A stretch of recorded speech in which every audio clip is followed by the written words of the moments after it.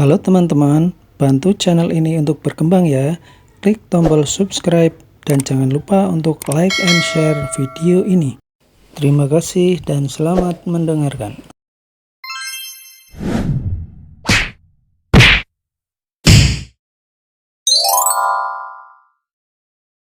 Bab ke-51. Pagi itu Nina bangun lebih awal. Ia nampak lebih semangat dari biasanya. Perbincangannya dengan Shiva tadi malam membuat hatinya lega. Ia berharap apa yang dirasakannya saat ini, Shiva pun ikut merasakannya.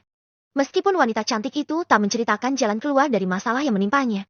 Namun, Nina yakin Shiva bisa melewatinya dengan hati yang ikhlas. Setelah membersihkan diri, Nina segera pergi ke dapur umum.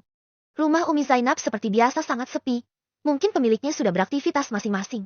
Di pertigaan jalan, Nina berpapasan dengan seorang wanita belia yang menggendong seorang bayi yang mungkin kisaran umurnya 1 tahunan. Bayi mungil itu nampak nyaman dalam gendongan. Sempat Nina menegurnya, dan wanita itu hanya tersenyum tipis. Sebenarnya Nina ingin membantu, karena wanita tersebut nampak kesusahan. Selain menggendong bayi, ia pun membawa bakulan. "Assalamualaikum, Mak," teriak wanita itu yang menuju pintu belakang dapur umum. "Waalaikumsalam, loh satu tujuan ternyata," gumam Nina. Tahu akan ke dapur umum, sudah pasti ia membantu gadis itu membawa bakulannya. Mbak Nina udah dateng. Kenalin ini anak saya Wulan sama ini cucu saya. Anaknya Wulan namanya Bintang," ujar Yukratmi. "Oh anaknya, aku pikir ini adiknya." Kelakarku yang langsung mengundang tawa bagi Wulan. Gadis itu nampaknya begitu kelelahan. Saat Bintang beralih gendongan pada Yukratmi, Wulan langsung menaruh bakulan yang dia bawa. Dengan wajah yang berbinar, ia menghitung uang yang dia simpan di dompetnya. "Alhamdulillah, Mak. Hari daganganku lari semua. Padahal pelangganku banyak yang gak di rumah. Tadi pagi, aku udah sedih aja soalnya jualanku masih banyak. Taunya pas mau pulang ke sini, ada yang borong. Alhamdulillah. Nak, sudah Mak bilang, rezeki itu sudah ditakar. Yang penting kamu sudah berusaha. Hasilnya biar Gusti Allah yang nilai. Aku dapat 73.000. Modalnya kan 40.000. Tapi di rumah bahan-bahan masih cukup buat 3 hari ke depan. Ini aku titip uang ya Mak buat hari Jumat besok." Wulan menyerahkan uang 50.000 rupiah. Sisanya ia masukkan kembali ke dalam dompetnya. Merasa penasaran, akhirnya Nina mendekati mereka. Bersamaan dengan itu, Wulan malah berpamitan. Ternyata tujuannya bertemu Yukratmi hanya untuk menyerahkan uang tersebut. Kembali gadis belia itu menggendong sang anak. Entah kenapa interaksi keduanya membuat Nina mengingat kedua putrinya. Tanpa sadar kedua netra Nina sudah berkaca-kaca saat tubuh Wulan menghilang di balik pintu. "Kenapa Mbak Nina? Malah nangis. Kalau boleh tahu, uang itu buat apa di hari Jumat?" "Oh ini, setiap Jumat. Saya dan Wulan sering membuat makanan gratis. Jadi setiap hari itu dia menyisihkan uang hasil jualannya untuk hari Jumat." "Sedekah hari Jumat maksudnya?" Yukratmi hanya tersenyum. "Jadi Wulan itu setiap hari jualan. Kalau suaminya kemana?" "Enggak ada, Mbak. Dia itu sendirian." "Canda. Seharusnya dia itu saat ini kelas 3 SMA. Tapi kecelakaan sampai lahir Bintang. Biasalah anak muda zaman sekarang. Dulu, dia sempat mau bunuh diri. Tapi saya larang. Saya ndak mau dia jadi kerak neraka." "Nauzubillah." Terus ayahnya Bintang. "Ada, tapi ndak mau tanggung jawab. Gak mudah sebenarnya sampai Wulan bisa seperti sekarang. Namun semenjak ada Bintang, hidupnya berangsur berubah.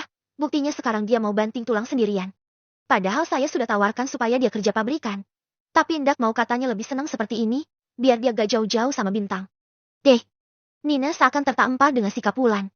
Jika ia harus pergi menjauhi anak-anaknya. Gadis belia seumuran Wulan yang mungkin selisih umurnya hampir 10 tahunan dengannya, mampu mengambil sikap yang dewasa. Hebat ya, padahal umurnya masih belia.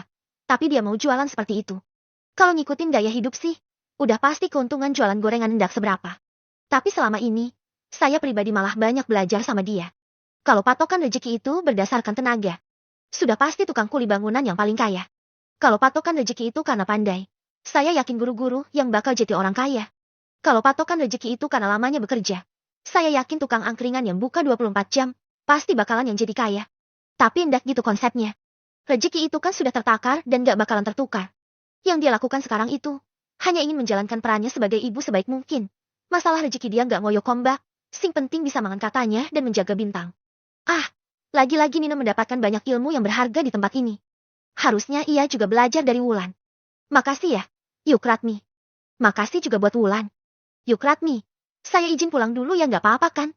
Loh, mau kemana Mbak Nina? Nina tak menjawab setelah berpamitan ia bergegas pergi ke kediaman Umi Zainab. Hatinya mendadak menggebu memikirkan kedua putrinya. Pikirannya terbuka, Ternyata tujuannya selama ini seharusnya untuk Intan dan Najla. Ia yakin sudah memantapkan hati untuk kembali menemui anak-anaknya. Apapun yang terjadi, Nina tak boleh menyia-nyiakan waktu kebersamaannya dengan mereka. Saat hendak sampai ke kediaman Umi Zainab, kebetulan wanita parubaya itu tengah berada di teras rumah. Assalamualaikum, Umi. Waalaikumsalam. Loh, tumben sudah pulang. Apalagi gak enak badan. Enggak kok, aku sehat kok. Mau pulang saja. Kebetulan kamu di sini. Temani Umi ke pasar yuk, sebentar aja. Umi mau ambil pesanannya Abi di toko obat. Tadinya Nina ingin menolak, sekalian ingin berpamitan. Namun, ia mengurungkan itu karena Umi Zainab memaksanya untuk ikut. Mereka berdua akhirnya berjalan beriringan. Karena letak pasar tradisional dengan rumah tidak terlalu jauh. Selama di perjalanan, Umi bercerita bahwa obat yang ia pesan untuk Abi ini terbilang langka.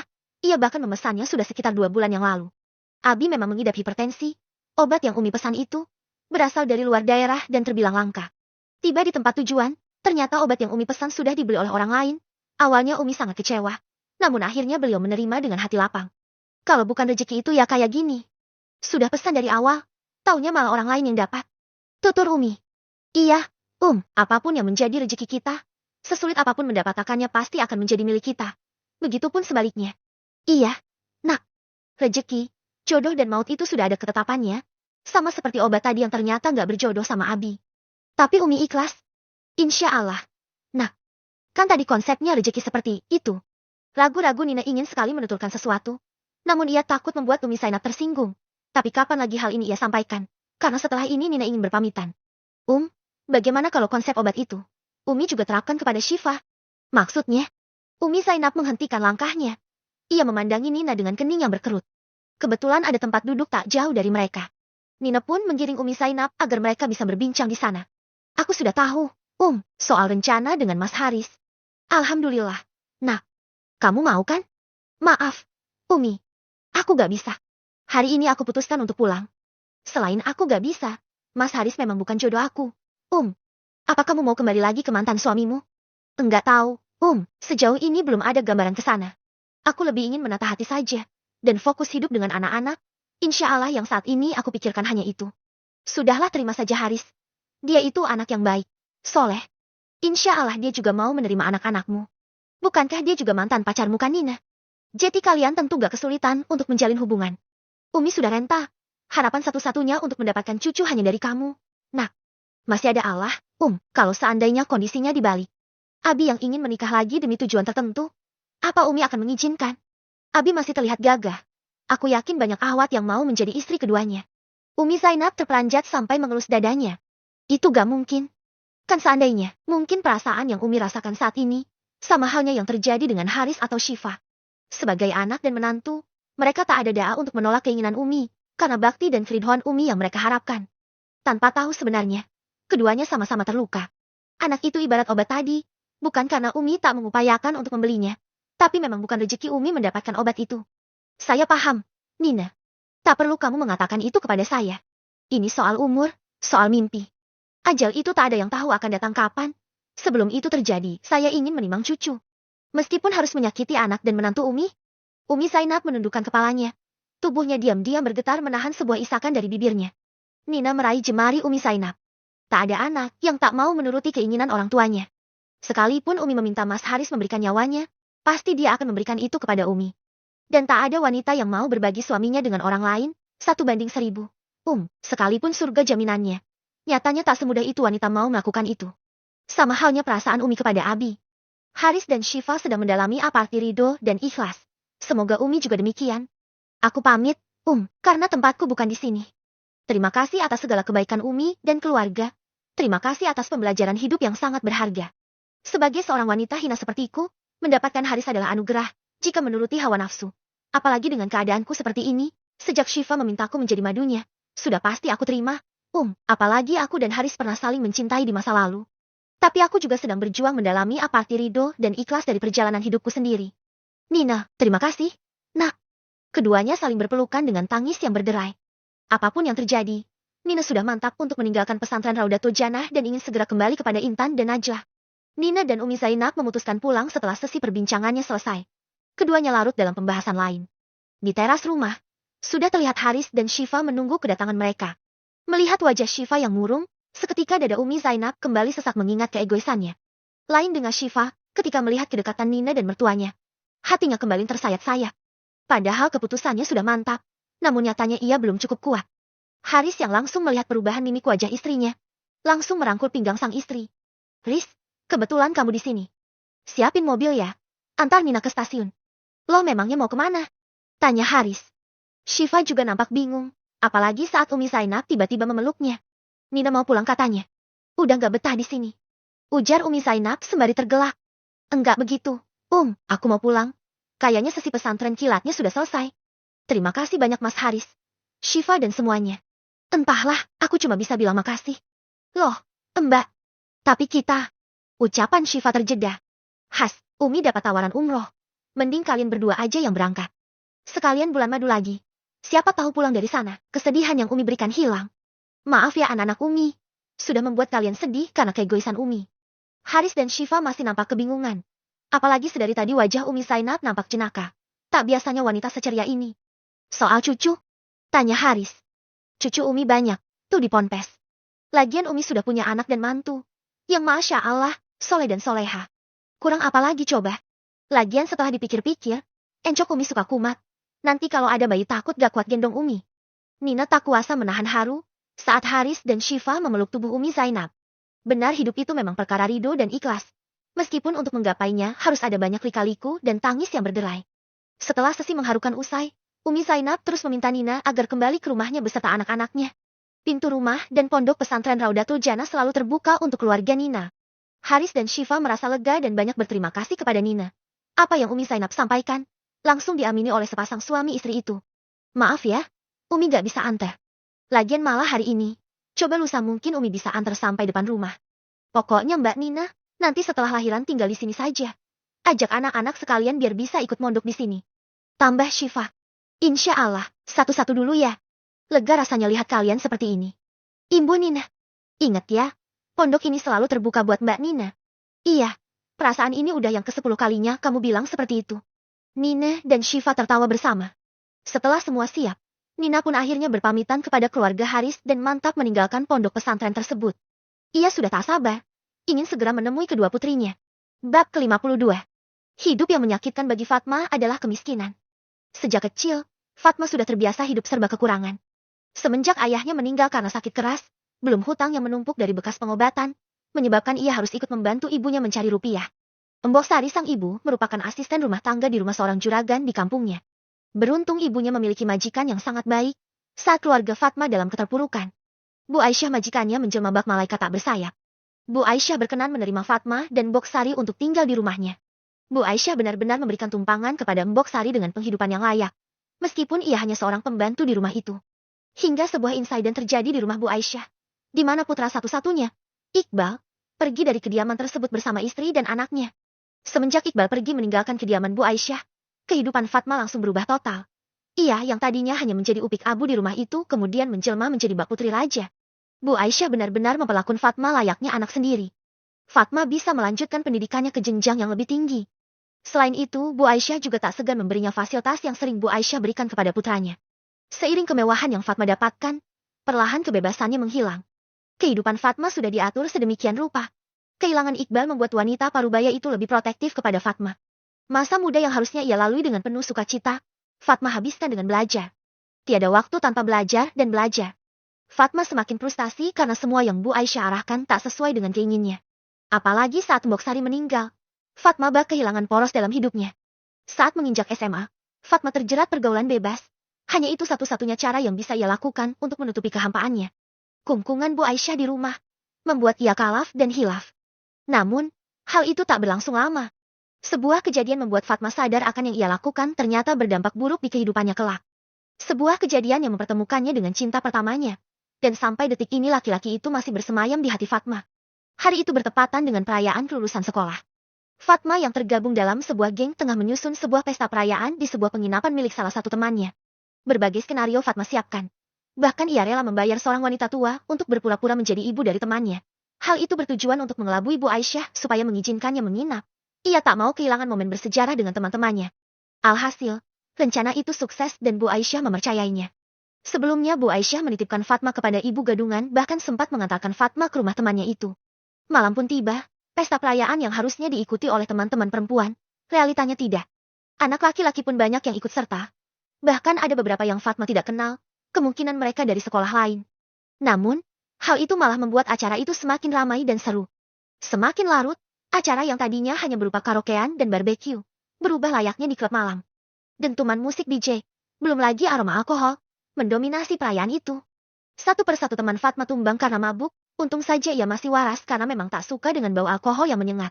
Fatma hanya ikut menari, berjoget mengikuti hentakan musik. Tanpa sadar, teman laki-lakinya Robi mendekatinya dan memberi Fatma minuman yang sudah dibubuhi obat tidur, dan malam itu menjadi malam bersejarah bagi Fatma. Karena setelah ia menegak minuman yang Robi berikan, ia tak sadar dengan apa yang terjadi dengan dirinya malam itu. Yang Fatma tahu, saat terbangun keadaannya sudah dalam keadaan telanjang bulat, ditemani Robi yang keadaannya sama sepertinya. Fatma bingung, karena semua kejadian yang menimpanya di luar kendali. Sejak saat itu, mau tak mau keduanya berpacaran. Yang Fatma harapkan dari Robi, suatu hari nanti Robilah yang akan meminangnya, karena dia yang sudah merenggut mahkota keperawanannya. Saat masuk bangku kuliah, perlahan sikap buruk asli Robi bermunculan. Padahal saat itu Fatma sudah menaruh hati padanya, bahkan tak jarang mereka juga sering melakukan hubungan suami istri. Maaf, ucap Robi. Sore itu sepulang kegiatan kampus, tak biasanya Robi mengajak bertemu. Maaf kenapa, Bi? Kita nggak bisa nerusin hubungan ini, Robi menundukkan kepala. Sebuah kafe di sekitaran kampus menjadi pilihan mereka bertemu. Fatma tertawa, tak menanggapi ucapan kekasihnya. Robi memang dikenal jenaka. Ia pikir ini pasti salah satu pranknya. Karena satu hari lagi ia ulang tahun. Aku serius. Sentak Robi karena Fatma mengabaikan. Wanita itu malah asik menyantap es krim kesukaannya. Tanpa aku gak percaya. Kamu mau ngeperankan karena bentar lagi aku ultah. Kamu lucu, sayang. Enggak, Fatma. Aku serius. Ini. Dengan tangan bergetar, Robi menyodorkan sebuah kartu undangan berwarna merah merun dengan pita bercorak emas. Fatma pun meraih kartu tersebut. Masih dengan keyakinan yang sama. Kamu tuh niat banget sih ngeprank aku. Sayang. Sampai bikin kartu undangan segala. Aku gak berharap kamu dateng. Karena itu pasti sangat berat buat kamu. Maaf. Aku gak bisa nepatin janji buat nikahin kamu. Karena ada wanita lain yang harus aku nikahi. Dia Shiren. Kamu bercandakan. Bi, kamu mau ngeprank kan? Iya, sebentar aku bakal hubungin Shiren. Dia itu kan sahabat aku. Pasti kalian sekongkol buat bikin surprise ultah aku besok. Dengan perasaan campur aduk, Fatma menggulir layar ponselnya. Dengan cepat ia masuk ke aplikasi hijau dan langsung mencari kontak Shiren sahabatnya. Namun, kedua netra Fatma membelalak saat ia sadar bahwa Shiren sudah memblokirnya. Kenapa? Kenapa Shiren ngeblokir aku? Aku yang menyuruhnya. Shiren hamil, dan anak yang dia kandung adalah anak aku. Aku harus bertanggung jawab. Sekali lagi aku minta maaf. Aku doakan semoga kamu mendapatkan laki-laki lebih baik dariku. Kenapa harus Shiren? Kenapa harus sahabatku? Bi. Maaf. Fatma. Kita hilaf. Laak. Sebuah temparan keras Fatma layangkan ke wajah Robi. Sampai semua pengunjung kafe tersebut melihat ke arah mereka berdua. Sadar menjadi pusat perhatian. Robi akhirnya bangkit, namun amarah Fatma belum usai. Ia kembali memberi pukulan kepada Robi secara membabi buta. Kurang ajar, kamu Padahal selama ini, aku masih melayani kamu, bahkan 2 hari yang lalu kita masih pergi ke hotel. Hentikan, Fatma. Ini tempat umum. Biar semua orang tahu, kamu itu laki-laki bajingan. Yang gak cukup dengan satu wanita. Bek bek bek. Fatma memukul bahkan membanting piring di atas mejanya. Ia tak terima dengan kenyataan yang Robi ceritakan. Apalagi Shiren adalah sahabatnya sedari SMA, bisa-bisanya mereka menikam Fatma dari belakang. Robi tak tinggal diam. Secepatnya ia harus meninggalkan kafe ini. Saat Fatma hendak menyerangnya lagi, Robi pun mendorong tubuh kecil Fatma, hingga limbung dan mengenai meja pengunjung lain. Semua pengunjung berusaha melerai dan hendak membantu Fatma. Hal itu Robi jadikan untuk meloloskan diri. Kamu gak kenapa-napa? Tanya seorang laki-laki yang menahan tubuh Fatma. Kebetulan ia terjerambab tepat di mejanya. Seandainya ia tak menahan tubuh wanita itu, sudah pasti mengenai semua hidangan yang tersaji. Fatma yang masih linglung, hanya menggelengkan kepala. Apalagi saat security mendatanginya kemudian mengusirnya dari tempat itu.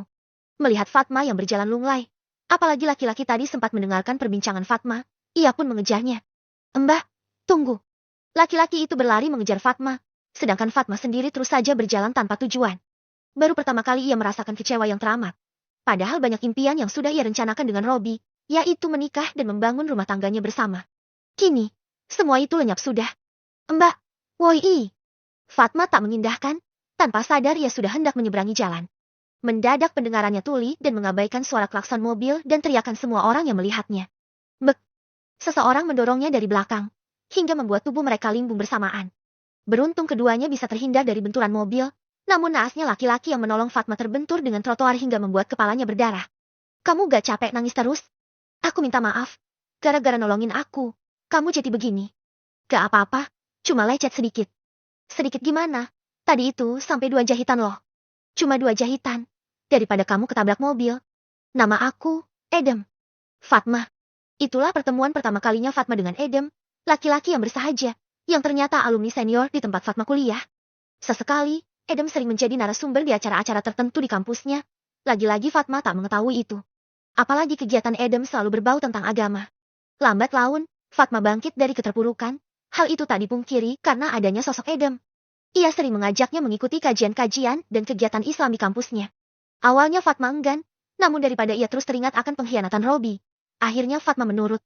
Kegiatan-kegiatan itu akhirnya membuka pikiran Fatma, hidayah perlahan muncul dan menggiringnya menjadi seorang muslim. Fatma pun mantap menutup aurat, dan lebih banyak berkumpul dengan teman-teman yang aktif dalam bidang keagamaan. Rasa itu pun muncul, meskipun hingga saat ini Edem selalu menjaga batasan kedekatannya, perlakuan laki-laki itu selalu sukses membuat Fatma kagum. Sosok santun, ramah dan tegas seorang Edem, membuat hati Fatma selalu berbunga tak kala berada di dekatnya. Apalagi Edem masih memperlakukannya dengan baik. Setelah ia mengetahui bahwa Fatma tak lagi perawan.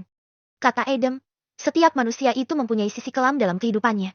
Setiap kesalahan yang sudah diperbuat, tak harus dilupakan melainkan dijadikan cerminan agar tak mengulangi lagi.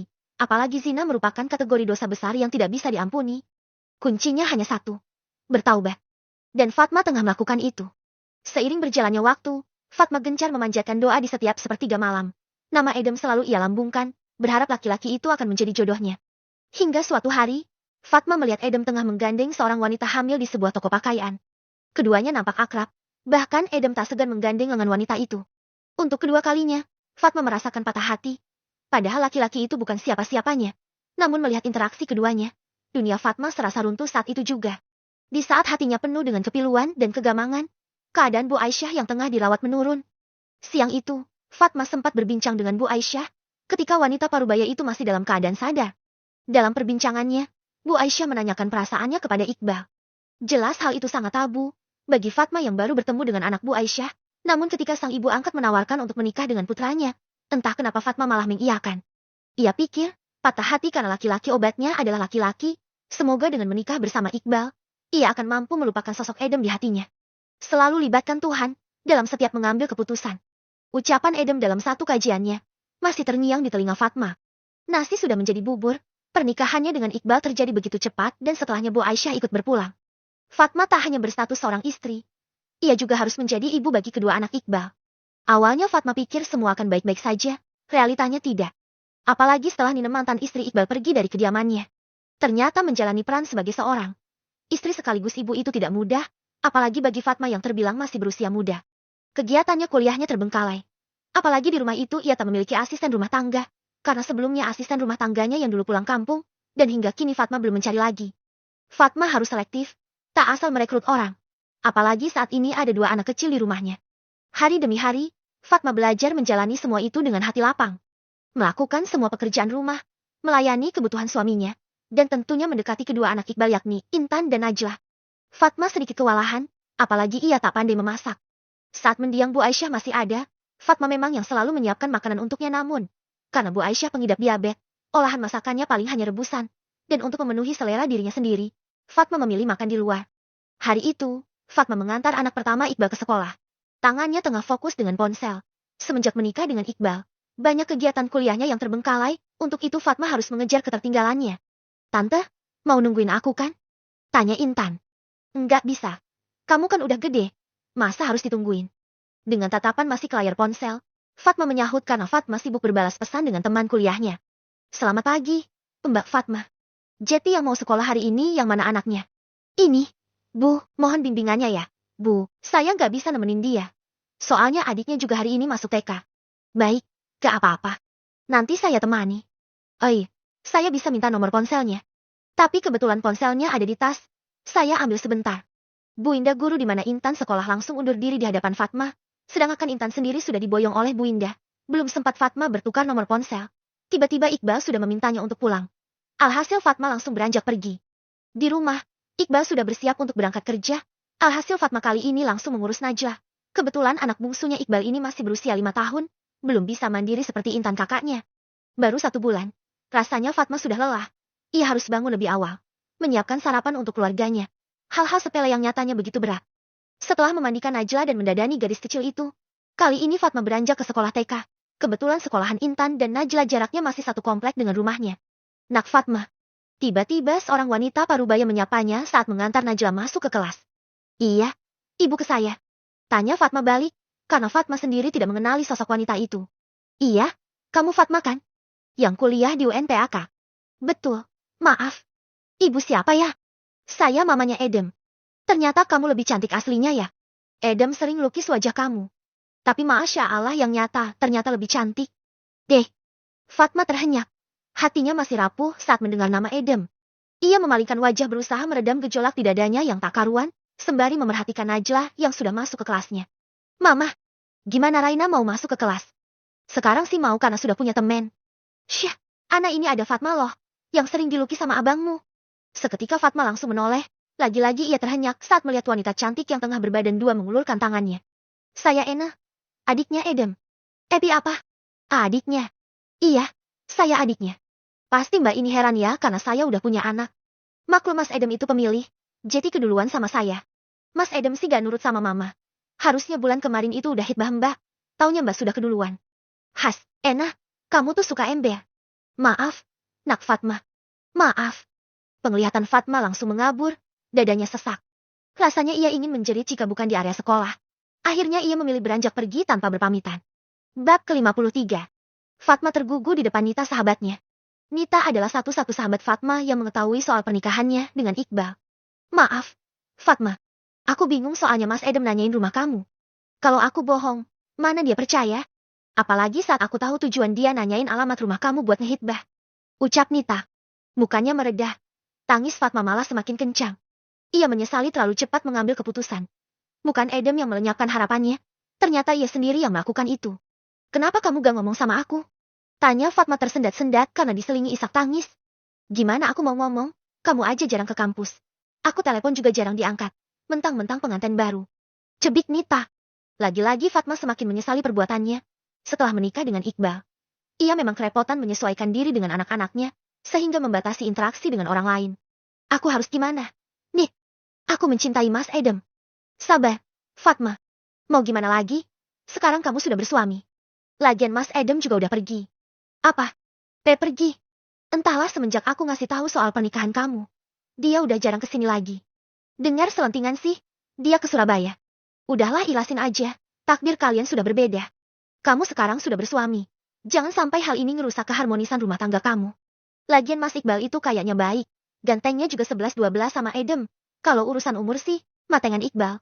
Tapi, buah aja yang enak itu yang mateng loh. Nita menaik turunkan alisnya berusaha menghibur Fatma. Namun yang ada Fatma malah menoyol kepalanya. Tak sedikit pun kesedihannya hilang.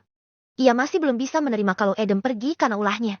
Sejak saat itu, kehidupan Fatma tak tenang. Semakin ia melupakan Edem, dirinya semakin tersiksa. Apalagi keadaan di rumahnya yang tambah semraut, kenyataan bahwa anak-anak Iqbal belum bisa menerimanya. Padahal ia sudah berusaha melakukan hal yang terbaik.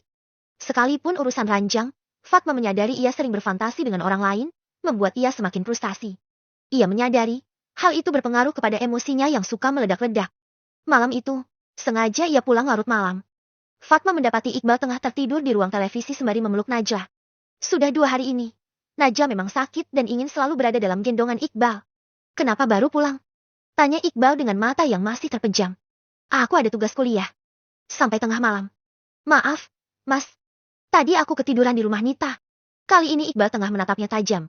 Sedangkan Najla masih berada di pangkuannya. Sebenarnya Fatma merasa kasihan karena sering melihat Iqbal tertidur sembari duduk di sofa dengan Najla yang ada di dekapannya. Namun kehadirannya memang tak bisa membantu banyak karena Najla tak mau dengannya.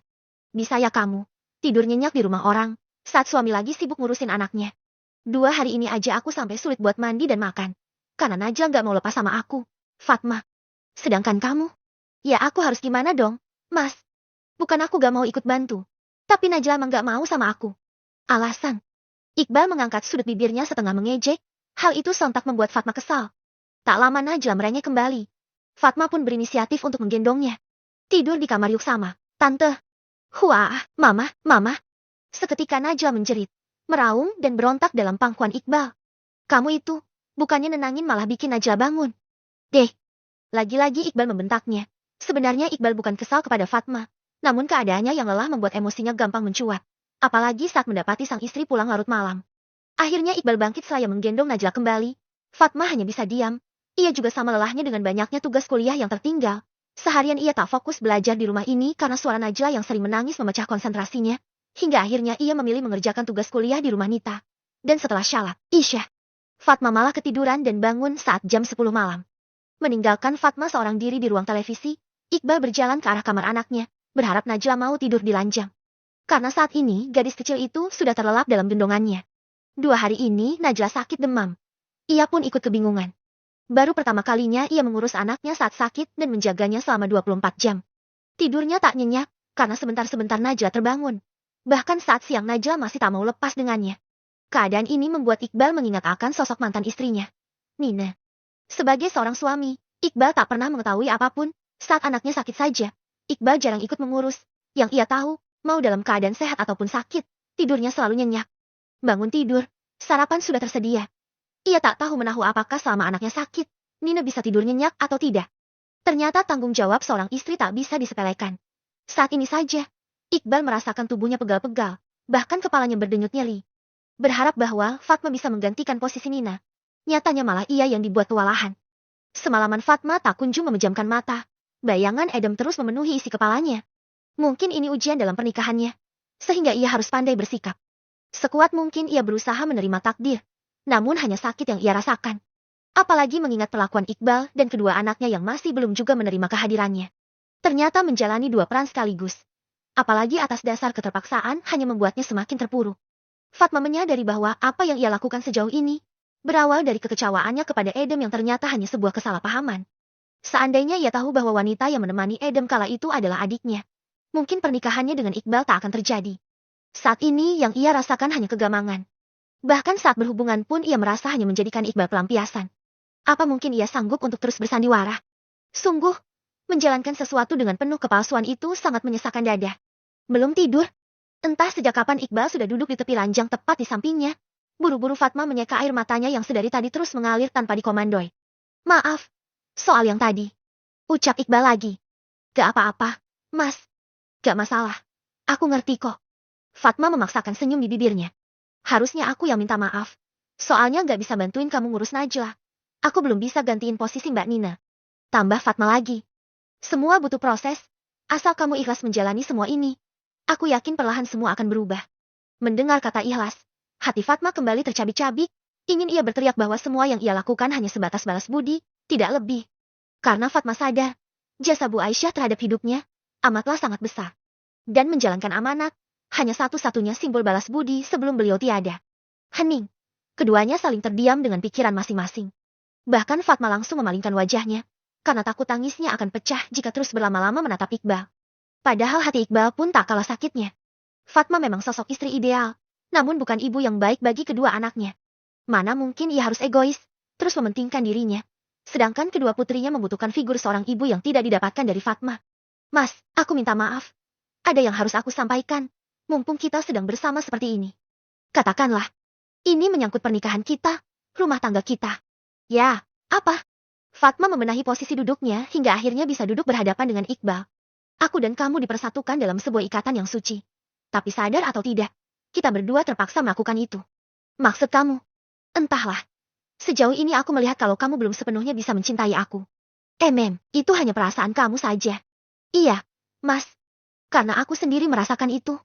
Iqbal menautkan kedua alisnya, masih kebingungan akan perbincangannya dengan Fatma. Alih-alih ingin menyelesaikan kesemrawutan hubungannya dengan Fatma, yang ada ucapan Fatma semakin bertambah runyam. Sudah malam, lebih baik kamu cepat tidur. Aku mau balik lagi ke kamar anak-anak. Iqbal akhirnya bangkit dari tepi ranjang, namun baru saja membalikan badan, Fatma langsung menarik tangan Iqbal. Mas, tolong ceraikan aku. Apa? Kamu jangan bercanda Fatma. Perceraian itu bukan lelucon. Aku serius. Mas, ini bukan hidup aku. Aku gak bisa terus-terusan ngebohongin kamu. Semua yang aku lakukan itu terpaksa. Aku hanya menjalankan amanat ibu. Nggak lebih. Semenjak kita sah menjadi suami istri, rasanya beban buat aku. Istirahatlah, aku tahu kamu lelah. Sehingga emosi kamu seperti ini. Setiap hari aku menahan ini, Mas. Bahkan saat kita melakukan penyatuan, setelahnya aku ngerasa seperti pelacur, yang melakukan semua itu karena nafsu saja. Kita suami istri dan semua itu wajar. Fatma. Mas, tolong. Kali ini suara Fatma berubah pelan. Iqbal yang sedari tadi memerhatikannya akhirnya mengalah dan kembali mendudukkan diri di tempat semula. Apa yang harus aku lakukan? Biar kita berdua sama-sama tak terbebani dengan status ini. Mas, sekali lagi aku minta maaf. Bukan aku tak menyayangi kamu dan anak-anak. Aku sayang.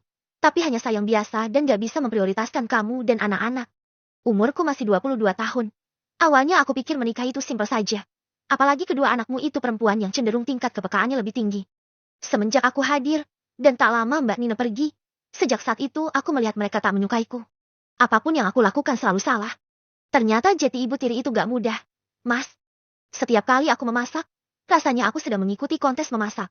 Dan kedua anakmu itu jurinya. Saat mereka menolak, rasa lelahku bertambah berkali-kali lipat. Di umurku yang masih terbilang sangat muda. Izinkan aku untuk fokus menimba ilmu. Mas, aku tak bisa. Fatma menunduk. Setitik bulir bening yang sedari tadi ia tahan akhirnya luruh kembali. Ada agenda pertukaran pelajar di kampusku. Sebenarnya itu impianku sejak dulu. Namun karena kita menikah, aku menolak tawaran itu. Tapi, setelah dipikir-pikir kesempatan ini tak akan datang kedua kali. Untuk itu, pergilah, amanat ibu akan tetap aku jalankan. Meskipun kita berdua sudah bukan suami istri lagi. Karena semenjak kamu hadir di rumah ini, aku sudah menganggapmu sebagai saudara. Jadi, Mas ngizinin aku pergi. Tentu. Malam itu di luar dugaan. Keduanya saling melepas beban. Mereka menyadari, jika hubungan ini terus berlanjut, keduanya akan saling menyakiti. Bahkan kedua anak Iqbal pun pasti terlibat. Fatma sudah mantap ingin lepas dari belenggu, dan ingin fokus ke pendidikannya. Biarlah kisahnya dengan Edem ia simpan rapat-rapat. Jika Allah berkehendak, Fatma yakin pasti bisa dipertemukan lagi di lain waktu. Sedangkan Iqbal sendiri akan lebih selektif lagi dalam mencari pasangan. Biarlah hubungannya dengan Fatma akan menjadi pembelajaran yang tak akan terlupa. Dengan keadaan sadar dan tanpa paksaan dari siapapun, malam itu Iqbal menjatuhkan talak kepada Fatma. Keesokan harinya, Fatma bangun kesiangan. Ternyata jadwal keberangkatannya ke Jogja dipercepat. Alhasil ia kelabakan karena belum menyiapkan apa-apa. Lain halnya dengan Iqbal, Najla masih tetap tak mau berjauhan dengannya. Padahal sudah ada Big Asi yang menemani. Masih dengan posisi menggendong Najla, tiba-tiba Iqbal dikejutkan oleh kedatangan Bi Asi. Maaf, Tuan. Saya kan lagi bersihin kamar sebelah. Saya nemuin ini di tong sampah. Apa mau dibuang? Bi Asi menyodorkan lembaran kecil kepada Iqbal yang ternyata foto hasil USG. Bibi dapat ini dari mana? Kamar sebelah, Tuan. Deh. Jantung Iqbal memompa dengan cepat. Setelah diamati seksama dan melihat keterangan di gambar USG tersebut, kemungkinan janin yang berada dalam potret itu berusia 15 minggu. Mendadak persendiannya terasa lemas. Ia takut jika foto USG itu milik Nina. Jika benar, tamatlah riwayatnya. Mas aku pamit ya. Semoga aku gak telat. Ucap Fatma. Ya udah aku antar. Sebentar biar Najla sama Bi Asi. Najla yang hendak berpindah gendongan langsung menangis histeris karena tak mau lepas dengan Iqbal. Fatma sebenarnya tak mau diantar oleh Iqbal. Toh ia sudah memesan taksi online. Mas udah deh, kasihan Najla. Aku bisa berangkat sendiri. Enggak, aku anterin. Sebenarnya tujuan utama Iqbal saat itu bukan hanya mengantar Fatma, melainkan ingin mencari kebenaran soal foto USG yang diberikan Big Asi. Bab ke-54. Setelah mengenal Mbak Nina, keinginanku untuk memiliki anak perlahan menghilang, Mas. Tapi, keinginanku untuk menjadikannya maduku semakin menggebu. Ini kedengarannya memang konyol. Akan tetapi mungkin keluarga kita akan semakin lengkap jika ada dia di antara kita berdua. Ucapan dari Syifa masih terngiang-ngiang di telinga Haris. Meskipun Umi Zainab sudah tak mempersoalkan masalah keturunan. Namun, perbincangannya dengan istrinya sebelum semua itu terjadi, kini sudah mengganggu fokus Haris. Saat ini Haris dan Syifa tengah mengantarkan Nina menuju stasiun. Namun selama perjalanan itu Syifa seakan memberi kode agar ia mau mengantarkannya sampai tempat tujuan Nina. Kebetulan saat itu Nina duduk di belakang. Jadi keduanya bisa saling melempar pandangan tanpa diketahui oleh Haris. Mas gimana kalau kita antar Mbak Nina sampai rumahnya? Kebetulan kan aku mau nyari referensi buku buat ngisi kajian. Kan di sana banyak Gramedia. Gimana mau ya? Mem. Belum juga Haris menjawab. Syifa sudah mengucapkan terima kasih kepadanya. Hal itu membuat Haris yakin bahwa istrinya pasti tengah menyusun sesuatu rencana. Apalagi sebelum menaiki kendaraan tadi, wanita itu bergumam bahwa ini kesempatan terakhirnya untuk mengungkapkan sesuatu kepada Nina. Mbak kita nggak ke stasiun ya? Jadi kita antar sampai rumah aja. Ucap Syifa seraya menoleh ke belakang. Jauh loh, Syifa. Mungkin bakal makan waktu sekitar 3 jam. Nanti gimana pondok kalau kalian lama-lama keluar? Itu bisa dihandle. Mbak, aku mau nyari buku. Kan kalau di kota banyak pilihan. Jangan deh, Shiva. Mbak turun saja di terminal ya. Jujur Nina masih canggung harus berdekatan dengan pasangan suami istri itu. Mubazir loh. Mbak, Mubazir gimana kamu ini? Emang gak sayang uangnya harus dikeluarin buat ongkos. Sedangkan ada tumpangan gratis buat sampai rumah. Lagian kalau di mobil kita, Mbak mau tidur juga gak usah khawatir. Malah aku yang khawatir kalau Mbak jadi naik bus. Masih tetap mau naik bus aja. Soalnya, aku sama Mas Haris memang mau ke kota. Nina mendesah dalam. Ya udah, kalau gitu tuh Mbak ikut aja. Tapi kalau tujuan kalian mau nyari outlet buku, ya Mbak ikutnya nyampe situ. Iya, Mbak. Iya. Shiva terkekeh mendengar ucapan Nina. Wanita itu memang memiliki prinsip yang kuat. Salah satu yang membuat Shiva menyukainya ya karena itu. Apa yang diucapkan Shiva memang ada benarnya. Sehingga Nina mau diantarkan oleh mereka. Bukankah ia jadi bisa menghemat uangnya untuk anak-anak nantinya? Setengah perjalanan terlewati, Shiva memastikan kembali keadaan Nino yang sudah terlelap. Aku berhenti di mall depan ya. Pinta Shiva. Ya udah bangunin Nina. Kan tadi dia minta cuma sampai tempat kamu belanja. Gemes deh aku sama kamu. Mas, ini kesempatan buat kamu. Ingatkan obrolan kita tadi malam. Meskipun aku yakin, Mbak Nina pasti menolak. Tapi setidaknya kamu berusaha. Karena yang aku dengar Mbak Nina sudah dikecewakan mantan suaminya. Jadi harapan kamu masih besar. Mas. Shiva sudahlah. Aku gak akan melakukan itu. Dicoba dulu, Mas. Dah aku turun di sini. Keep fighting, honey. Biar aku memanfaatkan kartu kredit kamu hari ini ya. Cua ah.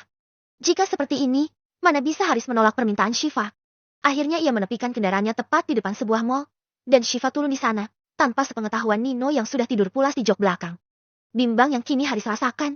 Ia tak memungkirinya kehadiran Nina sudah menghancurkan keteguhannya. Apalagi saat Shiva sudah memberinya lampu hijau untuk melakukan poligami. Aku tak mau melakukan sesuatu yang menyakitimu. Shiva. Mas, kamu itu bakal calon ulama besar. Saat ini aku sudah ikut berkontribusi untuk mengembangkan pondok ini. Jadi amat disayangkan jika nantinya semua perjuangan kita terhenti karena keadaan kita. Mas, aku menyadari kekuranganku, dan Mbak Nina yang bisa menutupinya. Karena aku sendiri juga merasa tak bisa sepenuhnya menjadi istri yang baik karena kegiatan pondok yang kadang menguras waktu aku di sana. Kesimpulannya poligami ini untuk ibadah. 1. Mbak Nina itu seorang janda dengan anak yang banyak. Mungkin saja dia bisa menjadi perantara untuk melahirkan calon penerus perjuangan kita dalam syiar agama. Mas kemana Shiva? Haris tersentak karena tepukan di pundaknya, bahkan lamunannya ikut buyar. Astagfirullah. Tuh kan kamu berarti melamun, sampai dari tadi aku panggil-panggil gak merespon. Maaf, Nina. Saya memang lagi memikirkan sesuatu. Bahaya loh, Mas. Melamun sambil berkendara itu. Jangan-jangan Shiva gak ada juga kamu gak tahu. Tadi dia minta berhenti di mall. Loh kok aku gak dibangunin? Shiva nyuruh aku buat nganterin kamu sampai rumah. Memangnya kamu tahu rumahku di mana? Sontak ucapan Nina membuat Haris menginjak rem, kemudian menepikan kendaraannya. Dengan mimik wajah panik, Haris menggelengkan kepala kemudian menoleh ke arah Nina. Astagfirullah. Lirih Nina seraya mengusap dada. Bukan karena ketiadaan Shiva yang membuatnya terkejut, namun saat ini Haris sudah membawanya ke jalur yang salah. Alhasil, seharusnya ia sampai saat sebelum waktu zuhur tak mungkin terjadi. Sudah mau jadi ulama besar, cerobohnya masih gak hilang sih. Mas, batin Nina. Ia tak berani mengatakan itu, walau bagaimanapun juga statusnya kali ini hanya penumpang. Tak berselang lama suara azan zuhur berkumandang. Haris pun meminta untuk menjalankan kewajibannya terlebih dahulu sebelum melanjutkan perjalanan. Akhirnya Haris mencari masjid di sekitaran tempatnya berada. Kebetulan dari penglihatannya ada kubah masjid di depan sana. Nin, aku mau minta maaf soal pemberian itu. Maaf, kalau sudah membuatmu tak nyaman. Gak apa-apa, Mas. Toh bukan kamu juga yang ngasih. Haris terkekeh. Aku bingung soalnya. Makanya aku taruh semua itu di depan pintu kamar kamu. Ya, meskipun aku tahu sampai sekarang kamu gak memakai semua pemberianku. Nah, padahal kalau cuma susu hamil kan kenapa harus sungkan juga? Apalagi kamu tahu semua itu memang buat kamu. Kamu ngomong apa sih? Mas, bukannya selama ini Shiva yang menaruhnya? Shiva? Iya, karena aku pernah mergokin dia mau naruh sesuatu di depan kamar. Haris akhirnya menepikan kendaraan. Ia tak mengetahui perbuatan istrinya itu. Ternyata apa yang Shiva ucapkan soal poligami bukan isapan jempol belaka. Masjidnya masih di depan. Mas, kok malah berhenti di sini? Nah, ini soal semua yang terjadi di antara kita. Mungkin kamu pikir kalau aku melakukan semua itu karena tertekan dengan permintaan Umi yang ingin memiliki keturunan. Padahal bukan itu alasan utamanya. Kamu tuh ngomong apa sih? Mas, soal cincin itu, aku ingin kamu menerimanya. Karena usai kamu melahirkan dan masa idahmu habis, aku akan menghitbahmu. Nah, Nina mendesah seraya memijat pelipisnya. Apalagi sih, Mas? Bukannya semua sudah selesai. Kenapa harus diungkit lagi sih?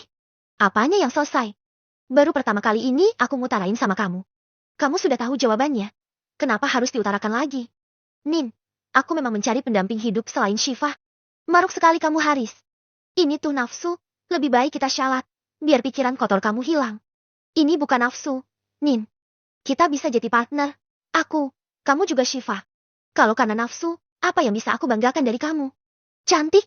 Syifa sudah memilikinya. Aku bisa mencari wanita single yang pemahaman agamanya 11-12 dengan Syifa. Bukan seorang janda beranak 3 seperti kamu. Takdir yang mempertemukan kita kembali. Nah, Syifa sudah ikhlas. Aku juga bukan iba karena nasibmu. Karena di luar sana masih banyak janda yang kehidupannya mungkin lebih sulit dari kamu.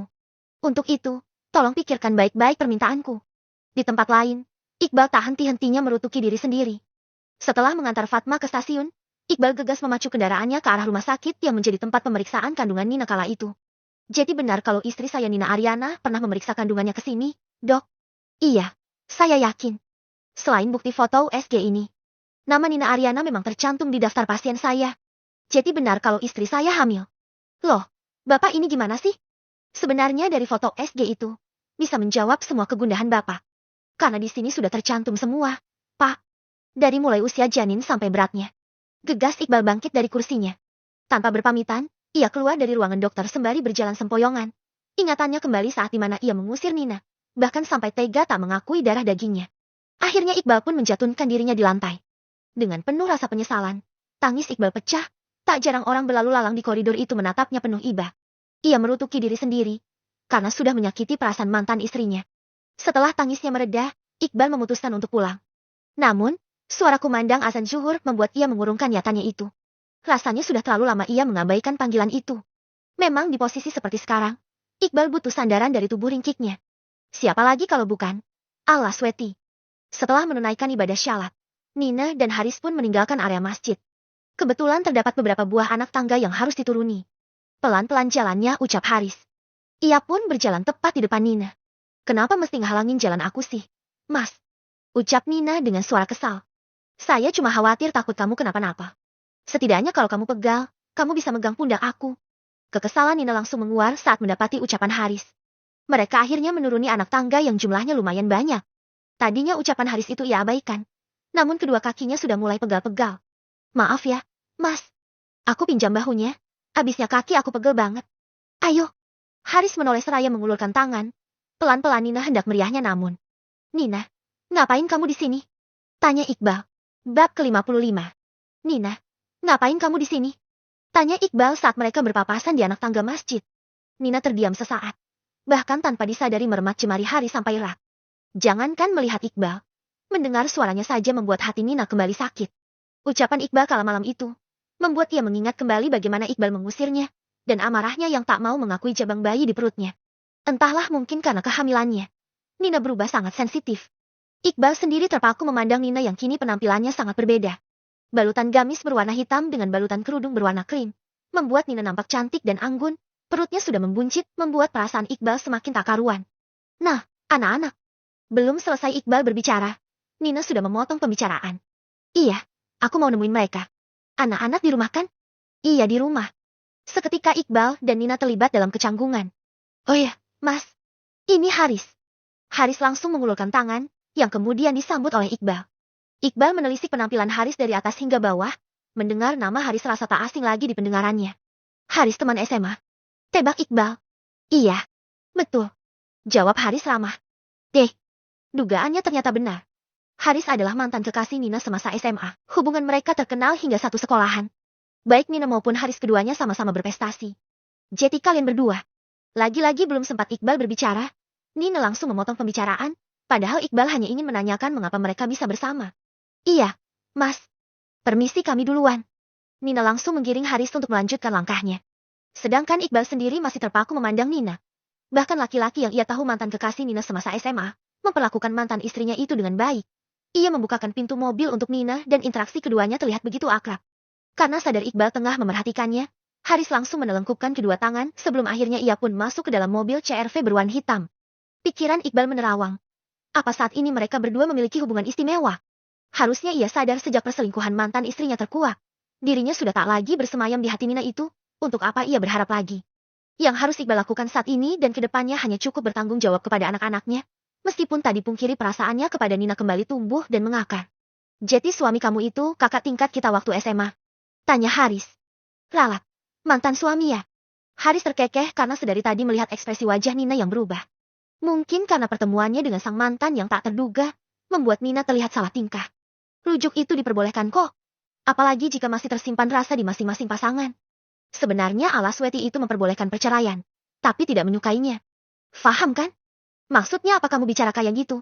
Aku dan Mas Iqbal itu gak akan pernah rujuk lagi. Apalagi dia ini sudah beristri. Mas, jadi jangan so tahu deh. Semakin kamu kesal, kamu semakin lucu. Nah, Nina mendelik, memandang Haris yang sedari tadi terus mengulum senyum. Ia heran kenapa laki-laki ini bersikap demikian. Apa mungkin karena kejadian tadi saat Nina tanpa sadar saat menggenggam tangan Haris cukup kuat ketika menuruni anak tangga. Maaf ya, Mas. Tadi aku gak sengaja megang tangan kamu. Cicit Nina pelan. Gak apa-apa. Wajar kok tadi kamu bersikap demikian.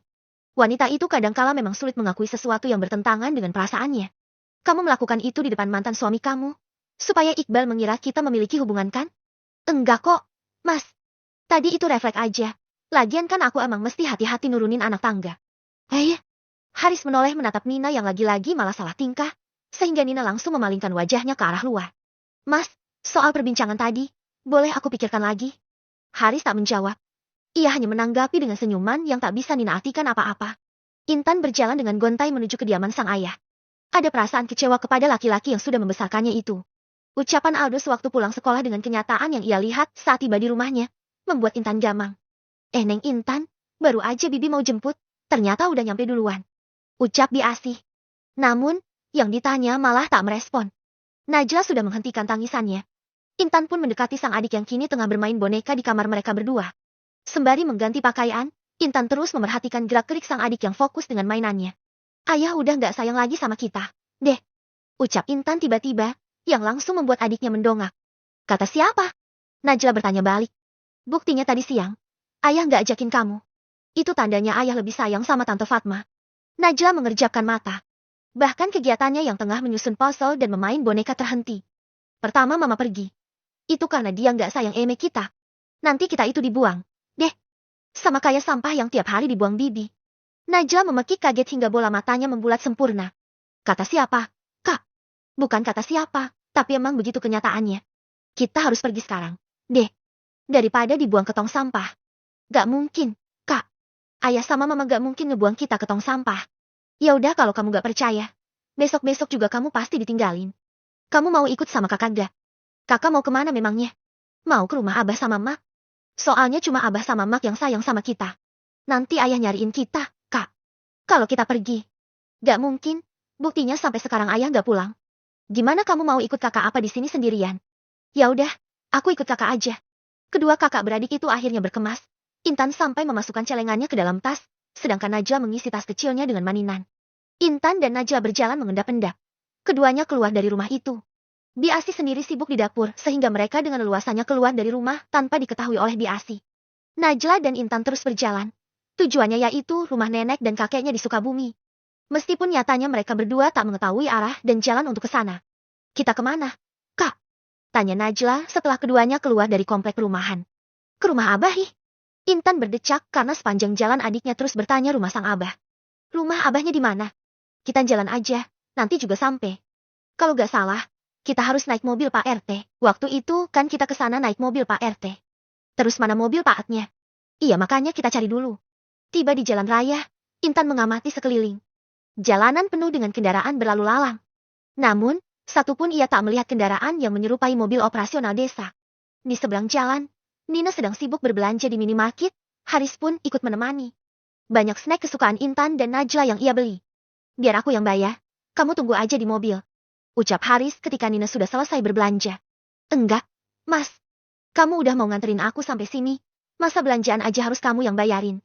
Uangku masih cukup kok.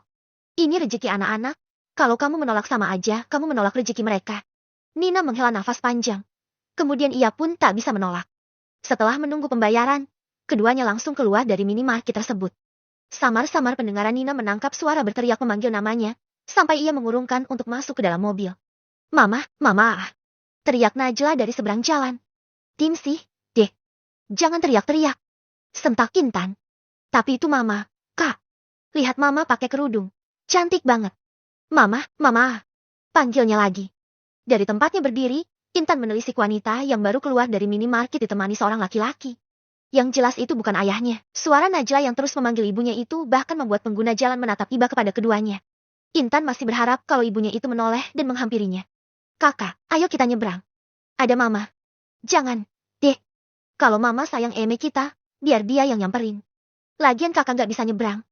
Ucap Intan dengan pandangan yang tetap fokus kepada seseorang yang ada di seberang. Mama, teriak Najla lagi. Namun, bukan ibunya yang menoleh, melainkan sebuah mobil yang tiba-tiba berhenti tepat di depan mereka berdua. Saat pintu mobil terbuka, Intan dan Najla memekik bersamaan. Sedangkan Nina sendiri, terus mengamati sekeliling. Ia yakin bahwa suara itu adalah suara Najla, meskipun mana mungkin anaknya itu berada di tempat yang jauh dari rumah Iqbal. Ayo, lebih baik kamu langsung pulang. Itu hanya suara hati anak-anak kamu saja, yang sudah merindukan ibunya. Ucap Haris yang akhirnya membuat Nina masuk ke dalam mobilnya.